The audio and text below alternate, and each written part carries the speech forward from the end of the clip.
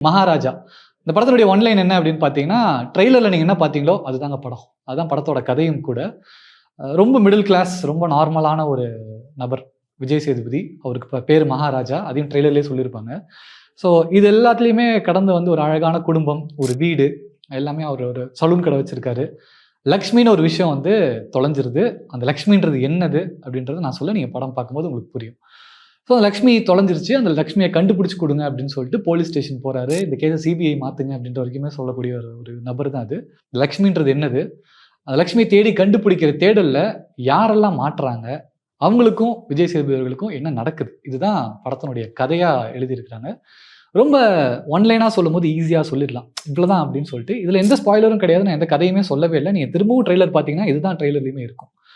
So இந்த கதைய இவ்ளோ அழகா எடுக்க முடியும் அப்படின்னு ஒருத்தர் நபரால முடியும்னா, அது கண்டிப்பா நித்திலனால கண்டிப்பா முடியும் அப்படின்னே சொல்லலாம்.